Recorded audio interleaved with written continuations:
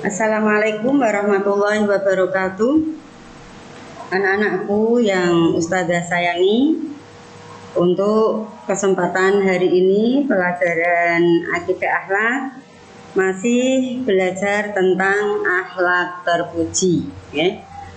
Pada minggu kemarin Ustazah sudah menerangkan contoh dari akhlak terpuji, yaitu diantaranya 1.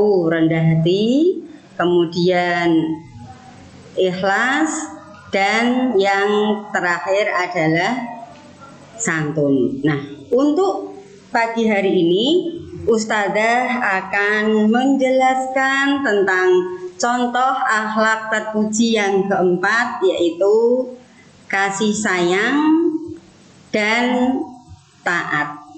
Nah, sebelum mendengarkan penjelasan dari Ustazah, mari kita baca bersama basmalah. Bismillahirrahmanirrahim. Semoga dengan bacaan basmalah Allah meridhoi kita semua dalam belajar. Anak-anakku, untuk kesempatan ini Ustazah akan menjelaskan tentang kasih sayang dan taat. Kasih sayang. Apa sih kasih sayang itu? Kasih sayang adalah rasa yang timbul dalam hati seseorang yang tulus untuk mencintai, menyayangi, dan memberikan kebahagiaan kepada orang lain. Ya.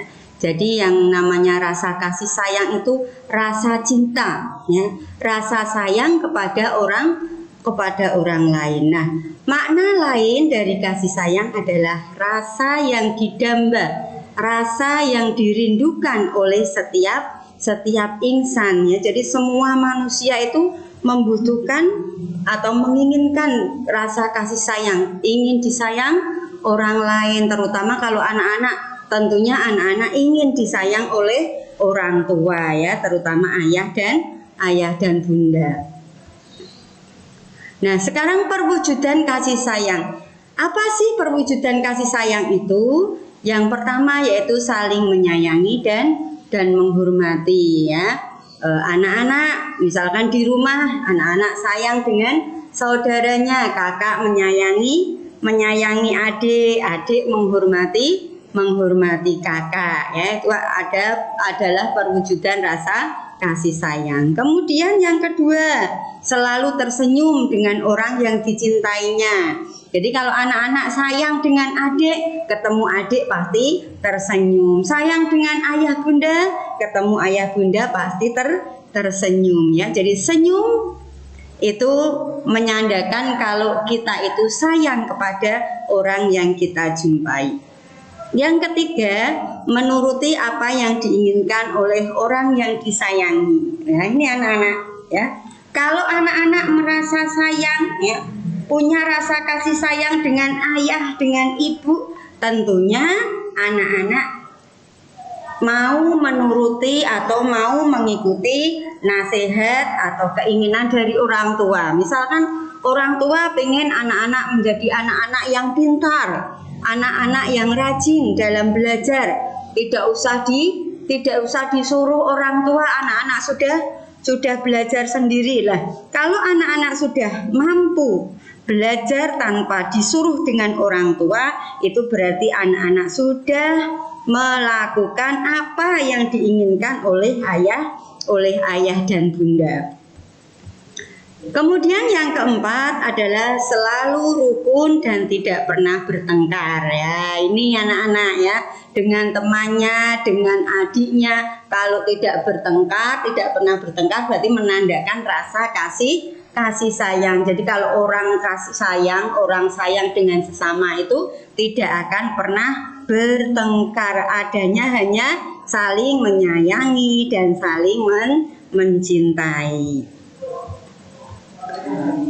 Orang yang memiliki rasa kasih sayang itu hidupnya akan tentram, ya, dan mendapat teman yang banyak. Semua orang pasti senang, ya, kalau anaknya itu kok tidak pernah bertengkar, anaknya baik dengan sesama sayang, itu pasti temannya banyak, di samping itu hatinya menjadi tentram, hatinya menjadi damai. Nah, orang yang tidak memiliki rasa kasih sayang, nah ini anak-anak ya.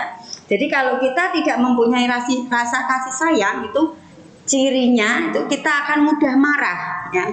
Mudah marah, kemudian bicaranya kasar ya.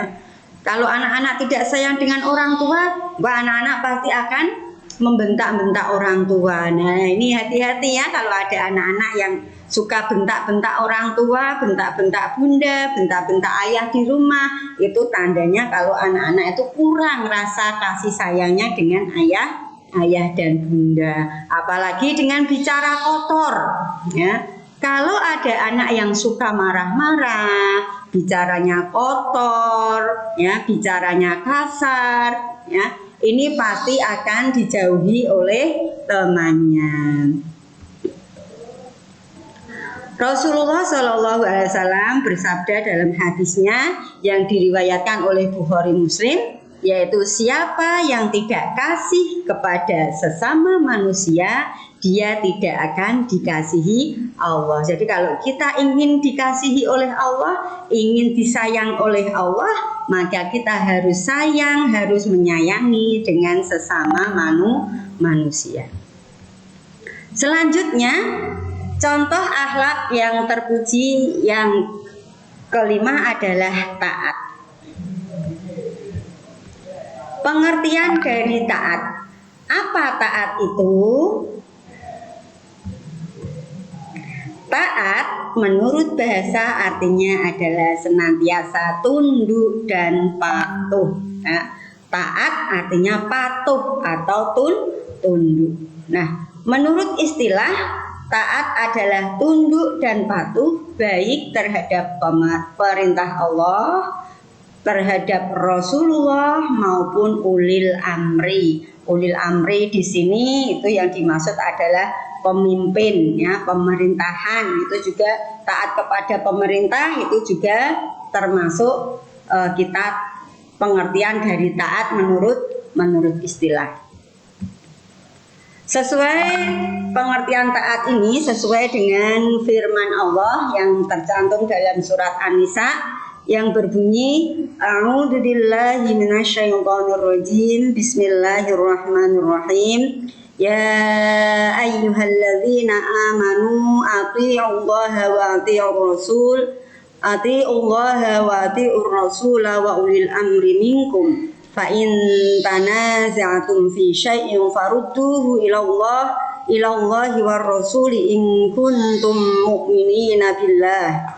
In kuntum mu'minina billahi wal yaumil akhir, dzalika khairu wa ahsanu ta'wila ya. Jadi firman Allah dalam surat An-Nisa ayat 59 ini itu menerangkan bahwa orang yang beriman, kalau kita merasa orang yang beriman, maka kita dianjurkan untuk taat kepada Allah, taat kepada Rasul dan ulil amri di antara kamu ya. Kemudian jika kamu berlainan pendapat tentang sesuatu, maka kembalikanlah ia kepada Allah. Dalam arti di sini yang dimaksud adalah Al-Quran dan kepada Rasul. Ini sunnahnya. Jadi jika kamu benar-benar beriman kepada Allah dan hari kemudian, yang demikian itu lebih utama bagimu dan lebih baik akibatnya. Nah anak-anak, taat kepada Allah ya. Tadi dalam firman Allah surat An-Nisa tadi diterangkan bahwa orang yang beriman itu harus taat kepada Allah, kemudian taat kepada Rasul, dan yang terakhir orang yang beriman harus taat kepada ulil amri atau pemimpin. Taat kepada Allah. Taat kepada Allah itu berarti melaksanakan segala perintahnya dan menjauhi segala larangannya sesuai yang diterangkan dalam Al-Quran ya. Perintahnya Allah banyak ya, termasuk sholat, kemudian puasa ya, mengaji, itu juga termasuk perintah Allah. Sedangkan yang termasuk larangan-larangan Allah adalah hal-hal yang tidak baik untuk dilakukan kepada semua manusia. Nah, semua yang diperintahkan Allah pasti mengandung kemaslahatan, ya. Perintah Allah itu pasti mengandung kebaikan, ya. Dan setiap yang dilarang, ya. Jadi larangan Allah itu pasti mengandung kemadharatan atau keburukan. Kalau Allah memerintahkan kita untuk sholat, berarti sholat itu mengandung kebaikan, ya. Allah melarang kita untuk mencuri misalkan. Nah, berarti mencuri itu mengandung keburukan atau kemadharatan. Kemudian yang kedua, taat kepada Rasulullah. Taat kepada Rasulullah berarti semua muslim harus melaksanakan ajaran-ajaran Rasulullah yang terdapat dalam hadis Nabi. Rasulullah memiliki tugas menyampaikan amanah Allah kepada umatnya. Oleh sebab itu, kalau kita taat kepada Allah, kita juga harus taat kepada Rasul dengan cara mengikuti apa yang dilakukan oleh Rasulullah. Taat kepada ulil amri. Taat kepada ulil amri berarti setiap muslim harus taat dan patuh kepada peraturan-peraturan pemimpinnya selama peraturan itu tidak menyimpang dengan ajaran Islam. Nah, anak-anak, taat tidak hanya kepada pemimpin, ya, tetapi juga kepada orang yang berkedudukan lebih tinggi dari kita, ya. Seperti anak-anak, ya, harus taat kepada orang tua, seorang murid harus taat dan patuh kepada guru, seorang istri harus taat dan patuh kepada suami, dan masyarakat kepada pemimpin setempat. Contoh perilaku taat. Yang pertama, ya, contoh perilaku taat yang pertama yaitu dengan melaksanakan rukun iman, ya. Anak-anak masih ingat kan? Rukun iman itu ada berapa, ya? Itu di pelajaran di kelas 1 sudah diulang, kelas 2, 3, tinggal mengingat saja anak-anak, ya, rukun iman. Kemudian melaksanakan rukun Islam, syahadat, sholat dan lain sebagainya, ya. Kemudian yang ketiga, menaati peraturan pemerintah. Jadi pemerintah itu membuat aturan apa, kita sebagai warga atau sebagai masyarakat harus mentaati apa yang menjadi peraturan pemerintah. Di antaranya pada saat seperti ini, ya anak-anak, ya, kita tidak bisa belajar secara tatap muka, ya kita harus terima dengan sabar dan ikhlas. Kemudian menaati guru, orang tua dan orang yang lebih tua. Oke anak-anak, ya. Sekian penjelasan dari Ustazah. Semoga apa yang Ustazah sampaikan itu bermanfaat bagi kita semua, dan jangan lupa anak-anak, ya, untuk dicatat di buku kalian masing-masing. Selamat belajar, semoga anak-anak tetap dalam keadaan sehat dan lindungan Allah Subhanahu wa taala. Ustazah akhiri, wassalamualaikum warahmatullahi wabarakatuh.